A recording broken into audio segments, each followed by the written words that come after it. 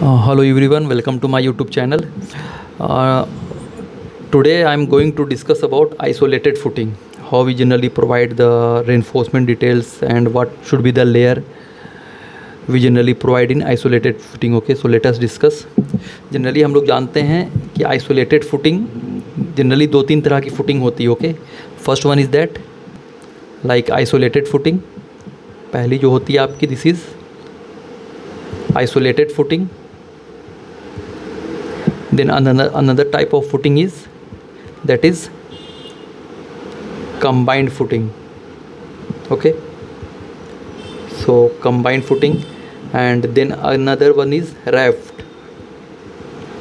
Okay, then fourth one is pile. So one by one we will see.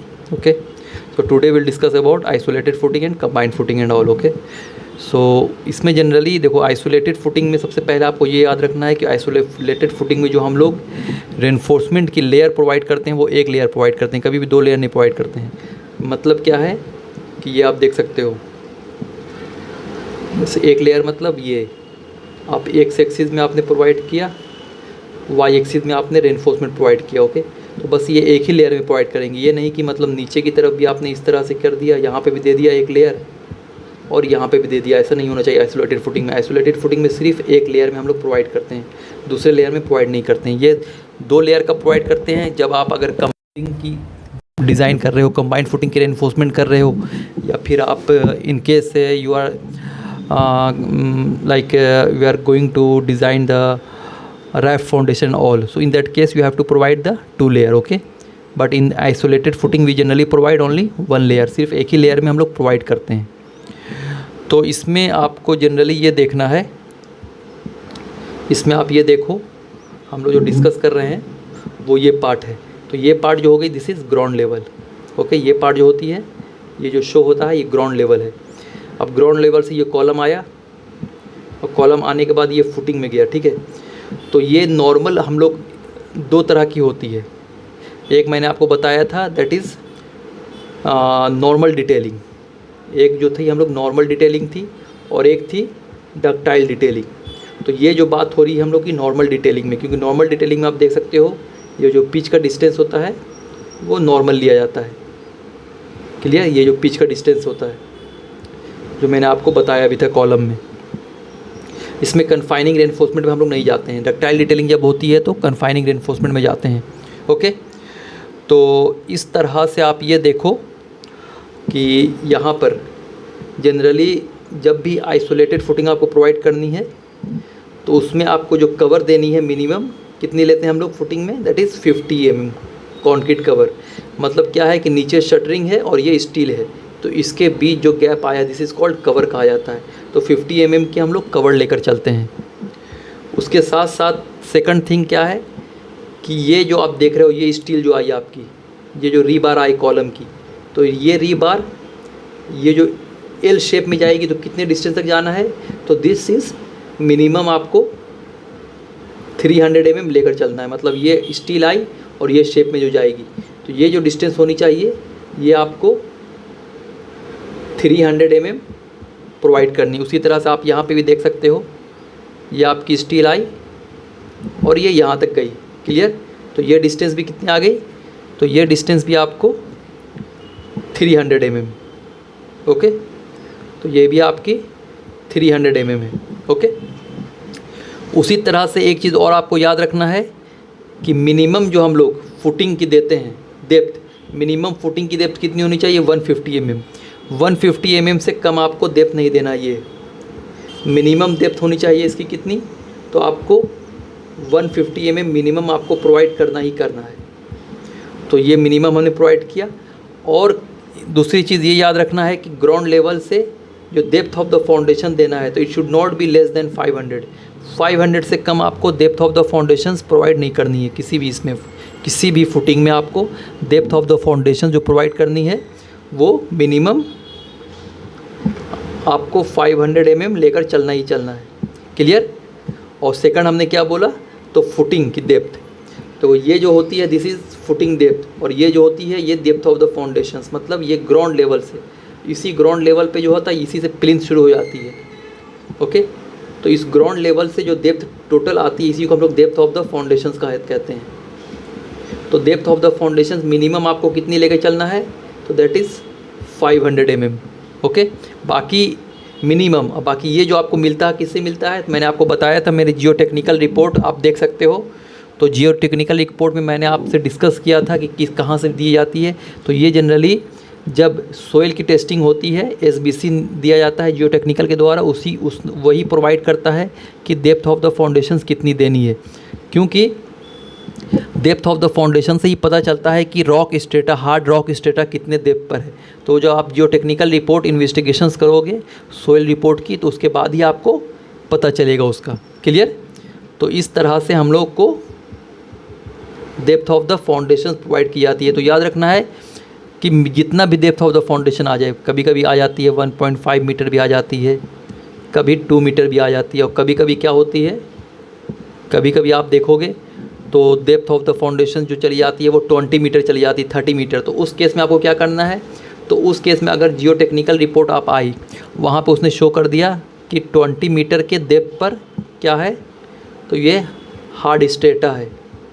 Okay, तो 20 metre के depth पर जब hard strata है तो इसका मतलब है कि इस केस में आपको कौन सा फाउंडेशन प्रोवाइड करनी है, तो आपको पाइल पे जानी, पाइल फाउंडेशन। वो रिकमेंडेड जियो टेक्निकल रिपोर्ट में ऑलरेडी जो जियो टेक्निकल इंजीनियर होता है वो आपको रिकमेंड भी करेगा कि you just go for the pile foundation. लेकिन जहाँ पे 2 मीटर आ गई, जहाँ पे 1 metre 1.5 metre depth of the foundation, वहाँ पे रिकमेंड करेगा कि आप आइदर आइसोलेटेड फुटिंग में जाओ। अगर 3 मीटर आ गया आपका तो रिकमेंड करेगा कि आप रैफ्ट पे जा सकते हो, 4 मीटर आ गया रैफ्ट पर, ठीक है। तो वो रिकमेंडेशंस होती है। क्लियर? तो इसी तरह से आपको याद रखना है कि minimum depth of the foundation 500 से कम नहीं देना है, फुटिंग की 150 से कम नहीं देनी है। और इसी तरह से अरेंजमेंट होती है, आप देख सकते हो यहाँ पर ये अरेंजमेंट की है, ये कंडीशंस। क्लियर? और अगर ये तो नॉर्मल डिटेलिंग हो गई, अगर इसी में मैं आपको बोलूँ कि डक्टाइल डिटेलिंग अगर ये रहता तो क्या होता, तो उस कंडीशन में डक्टाइल डिटेलिंग में अप टू ये डिस्टेंस जो स्टील आई है नीचे की तरफ कॉलम, तो अप टू 300 mm तक आपको जो स्टफ देनी है वो कन्फाइनिंग देनी है। मतलब इसकी spacing should not be greater than कितना, हाउ मच, तो 100 mm। मतलब 100 mm से ज़्यादा इसकी स्पेसिंग नहीं देनी, कन्फाइनिंग रेनफोर्समेंट जो हम लोगों ने बात किया था। क्लियर? तो वही चीज़ इसमें होता है। तो उसके साथ साथ आप देख सकते हो कि जो साइड कवर ली जाती है 40 mm आपको लेके चलनी है। यहाँ पे जो साइड कवर है ये आपको एटलीस्ट 40 mm प्रोवाइड करना ही करना है, ये साइड कवर। क्लियर? मतलब स्टील यहाँ तक आएगी, स्टील पूरा यहाँ नहीं आती है, सटती नहीं है, यहाँ तक लेती है। तो यहाँ से जो गैप छोड़ना आपको वो 40 mm की गैप प्रोवाइड करनी है। क्लियर? और बाकी नीचे में जो आपको देखोगे, सबसे पहले हम लोग क्या करते हैं, तो PCC देते हैं, PCC। तो मिनिमम जो PCC आपको देनी है वो 180 mm की देनी है। 80 mm से कम थिकनेस की PCC आपको नहीं देनी है। जैसे ये आपकी फुटिंग हो गई, एंड इसके नीचे हम लोग क्या करते हैं, तो इसके नीचे PCC दी जाती है। PCC हो गई, उसके बाद से यहाँ से फिर आप स्टील प्रोवाइड करते हो। तो ये जो PCC की थिकनेस होनी चाहिए ये मिनिमम आपको 80 mm देना, मैक्सिमम हम लोग जैसे अभी हम लोग जो प्रोवाइड करते हैं वो 100 mm भी दे देते हैं, ठीक है। लेकिन मिनिमम 80 mm से कम नहीं होना चाहिए, याद रखना है, ठीक है। और कवर आपको साइड कवर 40 mm लेकर चलना है। और ये गैप जब स्टील आपकी आएगी तो पहला जो ये बन रहा है इससे जो स्ट्रप्स के बीच की स्पेसिंग है वो 50 to 75 mm आपको लेकर चलना है। ओके, बाकी आप देख सकते हो कि इसमें 1 लेयर सिर्फ प्रोवाइड की गई है। इसमें आप देख लो, ये जो है देखो 1 लेयर सिर्फ स्टील प्रोवाइड की गई है, और ये डिस्ट्रीब्यूशन बार है। मतलब ये ऐसे गई है और ये ऐसे आ गई, सिर्फ एक लेयर में, ऊपर नहीं, इस लेयर में नहीं आई है। रैफ्ट में इस लेयर में रहती, रैफ्ट अगर रहता तो फिर इस लेयर में यहाँ पे भी रहती है ऐसे। तो इसका मतलब हो गया यहाँ पे हमने 2 लेयर प्रोवाइड कर दिया, एक लेयर यहाँ पर, एक लेयर यहाँ पर। ये होता है या तो आप कंबाइंड फुटिंग में जाओ या रैफ्ट फाउंडेशन में जाओ। लेकिन अगर आप आइसोलेटेड फुटिंग में सिर्फ रहोगे तो इसमें सिर्फ हमको एक लेयर प्रोवाइड करनी है, यहाँ पर 1 लेयर प्रोवाइड किया है। ओके, और मिनिमम जो आपको डाया देना है स्टील का वो कितना लेके चलना है आपको, तो 8 mm का मिनिमम डायमीटर आपको यूज़ करनी है in case of that footing. Okay, तो इस तरह से हमने आइसोलेटेड फुटिंग देखा। नेक्स्ट देखते हैं क्या है, अब देखो इसी का ये है, इसी की आप आइसोलेटेड फुटिंग की प्लान देख सकते हो। तो ये प्लान प्रोफाइल है, इसमें आप देखो ये कॉलम है और ये आपकी फुटिंग हो गई, ठीक है। ये आपकी एक्स एक्सिस में कॉलम है एंड वाई एक्सिस में कॉलम दी गई है। तो ये एक एक्सिस मतलब इस तरह से ऐसे ऐसे प्रोवाइड की गई है, मैट टाइप की बन जाएगी। इसे हम लोग मैट फाउंडेशन भी कहते हैं, मैट टाइप की बन जाएगी। Okay, clear. तो इसमें डाया जो प्रोवाइड करनी है should not be less than 10 mm and minimum reinforcement in either direction. दोनों डायरेक्शन में मिनिमम जो रेनफोर्समेंट आपको प्रोवाइड करनी है should not be less than 0.12%। 0.12% से कम नहीं होना चाहिए रेनफोर्समेंट, ओके, आइसोलेटेड फुटिंग में। इसी तरह से हम लोग देखो अब कंबाइंड फुटिंग जो मैं आपको बता रहा था कंबाइंड फुटिंग के बारे में, तो देखो ये कंबाइंड फुटिंग है। तो कंबाइंड फुटिंग क्या है? कंबाइंड फुटिंग में ये आप देख सकते हो कि ये ग्राउंड लेवल है, ये भी ग्राउंड लेवल है। कंबाइंड फुटिंग कब प्रोवाइड की जाती है? जब the distance between two column is very near. जब दो कॉलम के, जैसे ये कॉलम 1 है और ये कॉलम 2 है, तब दो कॉलम के बीच का डिस्टेंस बहुत नज़दीक होगा। उस कंडीशन में क्या होगा, ये कॉलम है तो इनकेस अगर इसकी आप फुटिंग बनाओगे तो हो सकता है फुटिंग आपने यहाँ दिया और इसकी फुटिंग आई तो हो सकता है इसकी फुटिंग ऐसे ओवरलैप हो गई। तो उस कंडीशन में हम लोग क्या करते हैं कि एक ही फुटिंग दे देते हैं और उसके बीच में हम लोग कॉलम प्रोवाइड कर देते हैं। तो दिस इज़ कंबाइंड फुटिंग। इसी को हम लोग क्या कहते हैं? Combined footing. कंबाइंड फुटिंग में मिनिमम 2 कॉलम होती है, क्लियर। तो कंबाइंड फुटिंग कब प्रोवाइड की जाती है? When the distance between 2 column is very near. जब 2 कॉलम के बीच का डिस्टेंस बहुत कम रहता है तो उस कंडीशन में हम लोग कंबाइंड फुटिंग प्रोवाइड करते हैं, ओके। तो इस तरह से आप देख सकते हो कंबाइंड फुटिंग प्रोवाइड किया गया यहाँ पर। और यहाँ पे क्या है, ग्राउंड लेवल आपको दिया गया है। यहाँ पे देखो ये ग्राउंड लेवल है, ये ग्राउंड लेवल है, ये एक कॉलम है, ये दूसरी कॉलम है, क्लियर। ये स्ट्रप्स आई है, आप स्ट्रप्स देख सकते हो, स्ट्रप्स। और यहाँ पे देखो ये आई है कॉलम एंड यहाँ पर ये इस तरह चली गई, ये रीबार आई, ये रीबार इधर चली गई। ये डिस्टेंस मिनिमम 300 लेके चलना है, साइड कवर 40 mm लेके चलना है, मिनिमम 150 mm और minimum depth of the foundation आपको 150 mm प्रोवाइड करनी है। यहाँ पे भी सेम चीज़ गई, आप देख सकते हो, यहाँ पे गई एंड यहाँ पे गई। लेकिन यहाँ पे और आइसोलेटेड फुटिंग में क्या डिफरेंस आपको दिख रहा है? ये दोनों में एक चीज़ डिफरेंस दिख रहा है कि यहाँ पर देखो 2 लेयर प्रोवाइड की गई है।